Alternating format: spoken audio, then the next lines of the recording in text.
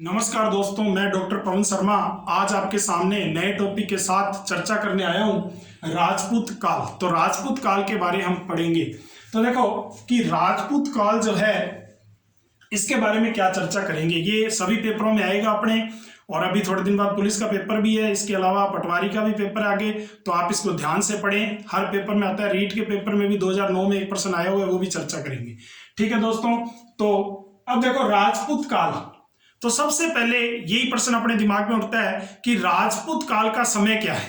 पहला प्रश्न यही बनता है। ठीक है, दूसरा प्रश्न ये बनता है कि राजपूत शब्द की उत्पत्ति किस तरह से हुई, राजपूत शब्द कहां से है। ठीक है, तो पहले इन्हीं पे चर्चा करते हैं। सबसे पहले जो राजपूत शब्द है, इससे बताने के लिए मैं आपको हर्षवर्धन के काल में थोड़ा लेकर चलूंगा कि भारत में एक राजा था हर्षवर्धन, आपने नाम सुना होगा।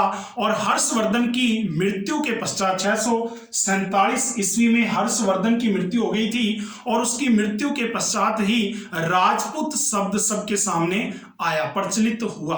तो सबसे पहला प्रश्न यही बनता है कि कब से कब तक इसका समय है। तो देखो कि राजपूत जो काल है ये 7वीं से 12वीं शताब्दी तक का काल है। राजपूत काल कब तक है? 7वीं से 12वीं शताब्दी तक। अगर सन देखा जाए तो 650 ईस्वी से 1206 तक मान लिया जाता है, या 1200 तक भी दिया हुआ होता है। ठीक है, मोहम्मद गौरी ने दिल्ली को जब जीत लिया था उसके बाद का ये जो इतिहास हम पढ़ते हैं, तो ये राजपूत काल उसी समय का आता है, तो अपने बात कर रहे हैं। ठीक है दोस्तों, 1192 में जो युद्ध हुए थे तराइन का फर्स्ट और सेकंड, उसके बारे में अपने डिटेल से आगे राजपूत चौहान वंश की भी चर्चा करेंगे। तो देखो कि अब अपने पढ़ने जा रहे हैं 7वीं से 12वीं शताब्दी तक, 650 से 1206 तक का ये काल है। अब देखो राजपूत जो काल है इसके अंदर राजपूत शब्द जो है संस्कृत में सबसे पहले एक शब्द आता था राजपुत्र, और यही अपभ्रंश में, हिंदी के प्रभाव से अपभ्रंश में यही शब्द बदलकर राजपूत हो गया। राजपुत्र का मतलब राजा का पुत्र, और त्रय बोलने में जोर आता है अपने को, इसलिए अपने को क्या है कि राजपूत हो गया ये। ठीक है दोस्तों, अब देखो राजपूत शब्द का सर्वप्रथम प्रयोग हमें कहां मिलता है, पहला प्रश्न यही बनता है। तो राजपूत शब्द का सर्वप्रथम प्रयोग हमें 7वीं शताब्दी में मिलता है। अगर प्रश्न पूछ लिया जाए कि राजपूत शब्द का सर्वप्रथम प्रयोग हमें किस शताब्दी में मिलता है, तो उत्तर क्या होगा? 7वीं शताब्दी में। ठीक है दोस्तों, अब देखो कि ये उत्तर मिलता कहां है सर हमें राजपूत शब्द। तो देखो बाण भट्ट, आपने एक नाम सुना होगा बाण भट्ट। बाण भट्ट की एक पुस्तक है, आप सब जानते हैं, हर्ष चरित्र,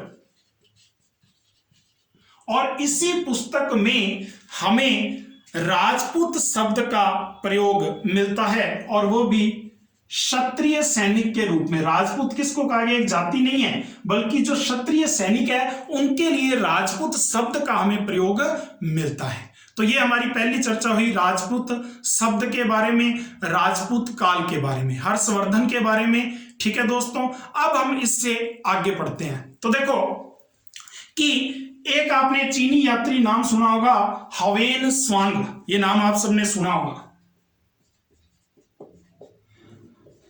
हवेन स्वांग चीनी यात्री जो भारत आया था, इन्होंने एक किताब लिखी थी सी यू की, और इस पुस्तक में इन्होंने राजपूत शब्द कहीं कहीं लिखा है, कहीं कहीं क्षत्रिय शब्द लिखा है। तो इस तरह से राजपूत और क्षत्रिय शब्द लिखे हुए इस पुस्तक में हमें मिलते हैं।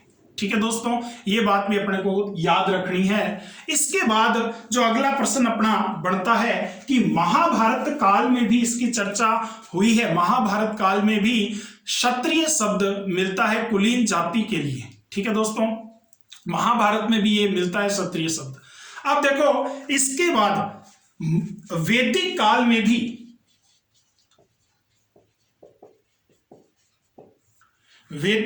भी क्षत्रिय शब्द मिलता है हमें, शासकों को क्षत्रिय कहते थे। तो इस तरह से चाहे वैदिक आ जाए, महाभारत काल आ जाए, या बाण भट्ट की हर्ष चरित्र आ जाए, इन सब से हमारा इंपॉर्टेंट प्रश्न तैयार हो जाता है। ठीक है दोस्तों, अब देखो एक चीज याद रखना कि जैन और बौद्ध ग्रंथों में भी 7वीं शताब्दी तक राजपूत शब्द का प्रयोग नहीं मिलता, राजपूत शब्द का प्रयोग नहीं मिलता, ये ध्यान रखना, चाहे जैन है चाहे बौद्ध ग्रंथ है। ठीक है दोस्तों, ये भी ध्यान रखना आप, उसके बाद ही प्रचलन में आता है। तो ये हमने राजपूत शब्द और राजपूत काल के बारे में जानकारी ली, 7वीं से 12वीं शताब्दी तक राजपूत काल। अब देखो हम पढ़ेंगे राजपूतों की उत्पत्ति के बारे में विभिन्न मत, कि राजपूतों की उत्पत्ति के बारे में क्या क्या प्रश्न बनते हैं, और यहां से ज्यादा इंपॉर्टेंट प्रश्न पेपरों में पूछे जाते हैं। ठीक है दोस्तों, तो देखो कि राजपूतों की उत्पत्ति के अलग अलग मत हैं और उन्हीं मतों पर हम अलग अलग चर्चा करेंगे। तो देखो कि अलग अलग सिद्धांत दिए गए हैं। सबसे पहले अग्निकुंड का सिद्धांत आपने सुना होगा। पहले मैं सिद्धांतों के नाम लिख रहा हूं, कौन कौन से सिद्धांत है।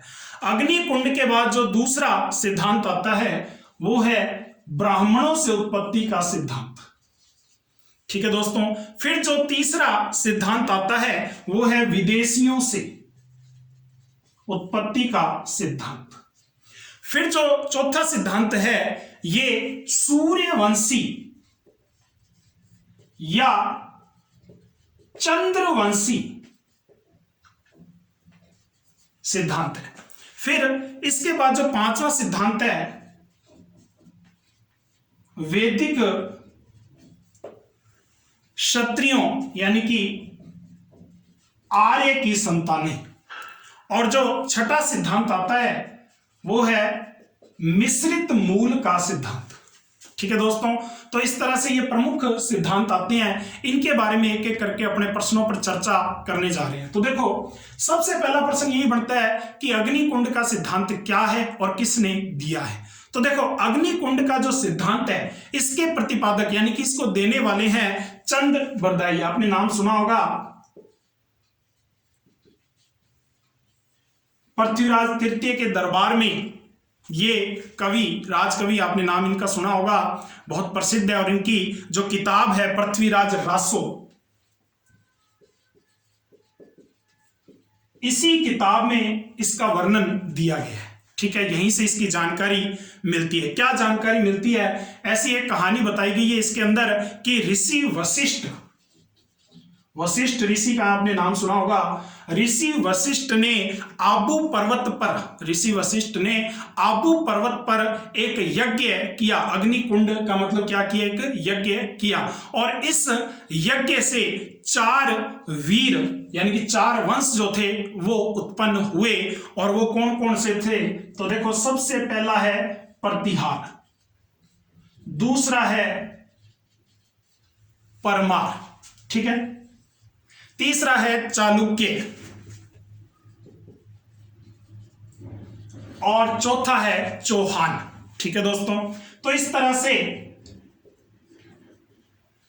4 वंश हुए। अब इनमें से अपने को क्रम याद रखना है, पहला प्रतिहार, फिर परमार, फिर चालुक्य, फिर चौहान। ठीक है, प्र पर चा चो। ठीक है, तो प्रतिहार, परमार, चालुक्य, चौहान। ओके, तो देखो कि ये 4 वंश पैदा हुए। अब इसके बाद इन्होंने दैत्यों का मतलब विनाश किया। जो एक प्रकार से दैत्य का मतलब यहाँ पे बुरे लोग हैं, उनका इन्होंने विनाश किया। ठीक है दोस्तों, अब देखो इसके बाद कि अग्निकुंड का जो सिद्धांत है ये चंद्रबरदाई ने दिया। और इस सिद्धांत को समर्थन देने वाले व्यक्ति भी थे। सूर्यमल मिश्रण और मोहनोत नैन्सी ने इसका समर्थन किया। ठीक है दोस्तों, अब देखो कि राजपूतों का जन्म अग्निकुंड से हुआ है। इस बात को गौरी शंकर हीराचंद ओझा यानी कि डॉक्टर ओझा नहीं मानते हैं। वो कहते हैं कि ये गलत है, अग्नि पुराण का सहारा लेते हुए वो कहते हैं। ठीक है दोस्तों, तो ये भी ध्यान रखना कि कौन इस मत का खंडन करते हैं। ओके, अब देखो इसके बाद जो दूसरा है ब्राह्मणों से उत्पत्ति का मत। तो ब्राह्मणों से जो उत्पत्ति का मत है वो किसने दिया? तो देखो कि ब्राह्मणों से उत्पत्ति का मत ब्राह्मणों ने दिया है डॉक्टर गोपी शर्मा। नाम सुना होगा आपने। ठीक है। तो गोपीनाथ शर्मा लिखना था, गोपीनाथ शर्मा पूरा नाम है इनका।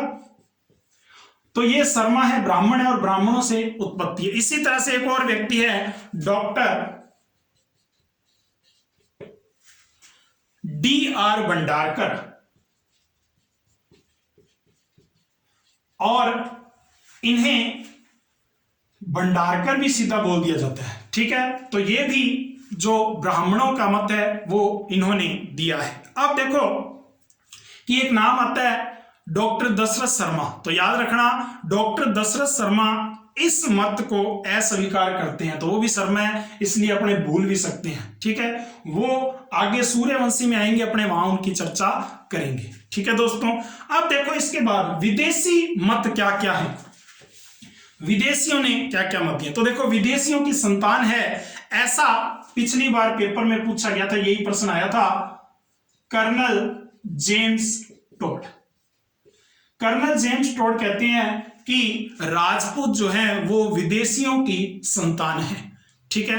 तो ये अपने को विशेष याद रखना है क्योंकि ये पेपर में आ भी चुका है, तो अपने को ध्यान रखना है। फिर देखो कि वो कहते हैं कि विदेशियों में भी किसकी संतान है, प्रश्न ये पूछा गया था, ठीक है। तो विदेशियों में भी प्रश्न आया था शक व सीथियन, शक व सीथियन की संतानें हैं विदेशियों की, ठीक है दोस्तों। यही प्रश्न आया था कि राजपूतों को शक व सीथियन की संतानें कौन मानते हैं, तो कर्नल जेम्स टोड मानते हैं। इसी तरह से अपने एक और बात करते हैं विदेशियों की, कनिंघम नाम सुना होगा आपने, कनिंघम भी विदेशियों की संतान मानते हैं और ये मानते हैं कुषाण वंश से, विदेशी है कुषाण वंश, इनकी संतानें मानते हैं। इसी तरह से कुषाण वंश को यूची कबीले के नाम से भी जाना जाता है। यह भी एक बार प्रश्न आया पेपर में कि यूची कबीले से संबंध रखने वाले राजपूत कौन है और किसने बताया है, मत किसका है, तो कनिंघम का है, विदेशी मत है, ठीक है। तो कैसे कुषाण और कैसे कनिंघम याद रह जाएगा, टोड है, शक सीथियन मानते हैं टोड, ठीक है दोस्तों। अब देखो इसके बाद V.S. Smith, V.A. स्मिथ, ये भी आपने नाम सुना होगा। V.A. स्मिथ जो विदेशी इतिहासकार है, ये भी कैसे हैं, विदेशी इतिहासकार है ये भी, और इन्होंने भी हूणों जो वंश है, हूण वंश, उस वंश की संतानें माना है। तो तीनों विदेशी इतिहासकार में याद रखने हैं, कर्नल जेम्स टोड शक सीथियन मानते हैं, कनिंघम कुषाण वंश मानते हैं और V.A. स्मिथ हूण वंश मानते हैं। तो ये भी अपने को ध्यान रखना है, ठीक है दोस्तों। अब देखो इसके बाद जो बातें आती हैं वो आती है सूर्यवंशी या चंद्रवंशी की बातें। तो देखो सूर्यवंशी या चंद्रवंशी कौन मानते हैं, तो मैंने आपको कहा था कि शर्मा ही मानते हैं, डॉक्टर दशरथ शर्मा,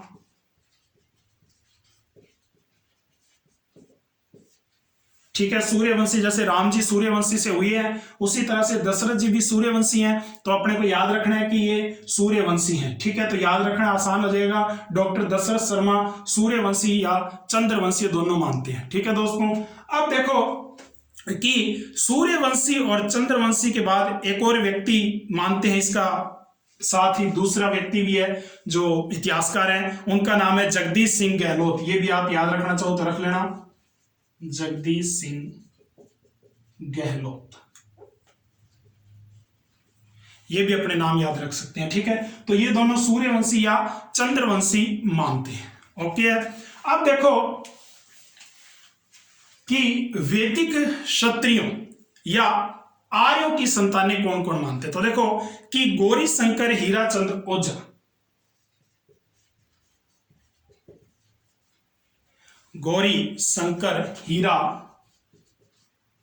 चंद ओझा, या आप इसको सीधा ओझा भी लिख सकते हो, ठीक है, डॉक्टर ओझा ये भी लिखा हुआ आता है। इसके अलावा वैदिक क्षत्रियों को, आर्यों को, जो एक और व्यक्ति है C.V. वैद्य, तो वैसे वैदिक वैसे वैद्य, ये भी याद रह जाएगा, ठीक है। इस तरह से अलग अलग विद्वानों ने अलग अलग मत दिए हैं, ओके दोस्तों, अब लास्ट में बनता है मिश्रित मूल के सिद्धांत। मिश्रित मूल सिद्धांत क्या है? तो देखो कि इतने सारे व्यक्तियों ने अलग अलग सिद्धांत दे दिए तो समझ में नहीं आ रहा कि ये किसके हैं क्या है, तो अपने कंफ्यूजन हो गया। अब लास्ट में जो व्यक्ति आए मिश्रित मूल का सिद्धांत दिया, इन्होंने कहा कि कुछ अग्निकुंड से हैं, कुछ ब्राह्मणों से हैं, कुछ विदेशियों से हैं, कुछ सूर्यवंशी हैं, कुछ चंद्रवंशी हैं, कुछ वैदिक क्षत्रिय हैं, कुछ मिश्रित मूल के हैं। इस तरह से सभी का समर्थन करके उन्हें मिश्रित मूल का कह दिया। तो मिश्रित मूल के जो क्षत्रिय हैं इनका नाम है बताने वाले डीपी चट्टोपाध्याय जी। इन्होंने बताया कि हम ये जो राजपूत है ये मिश्रित मूल के हैं। ठीक है, तो इस तरह से सभी ने अपना अलग अलग मत दिया। अब अपने इसके अलावा थोड़ी सी चर्चा और कर लेते हैं जो राजपूतों के लिए आती है कि राजपूतों के कुल 36 गोत्र हैं ये माना जाता है, और इसका विवरण भी हमें चंद्रबरदाई द्वारा मिलता है कि 36 गोत्र हैं। ठीक है, अब देखो कि ये जो 36 गोत्र या कुल कह सकते हो आप हैं तो राजपूत वंश के, तो इनमें कौन कौन से 36 में अलग अलग विभाजित हैं? तो देखो कि इसमें सूर्यवंशी जो माने जाते हैं वो 10 हैं। सूर्यवंशी कितने हैं? वो 10 हैं। और चंद्रवंशी जो हैं उनकी संख्या भी 10 बताई गई है। ठीक है, और अग्निकुंड से 4 बताई गई। और अग्निकुंड सिद्धांत अपने 4 जो पढ़े हैं, प्रतिहार, परमार, चालुक्य और चौहान, ये अपने पढ़ चुके हैं अग्निकुंड सिद्धांत के अनुसार। ठीक है दोस्तों, और इसके बाद जो चौथा है वो है ऋषि वंश से संबंधित। ठीक है, ये 12 बताए गए हैं। इस तरह से आप जब टोटल करोगे 10 और 10 20, 20 और 12 32 और 4 36, तो इस तरह से कुल 36 गोत्र बताए गए हैं। ठीक है दोस्तों, तो इस टॉपिक को, राजपूतों की उत्पत्ति को आप ध्यान से पढ़ लेना 2-3 बार, और हमारे चैनल से जुड़े रहना, आपके पास नए नए टॉपिक आते रहेंगे दोस्तों। ठीक है, तो धन्यवाद।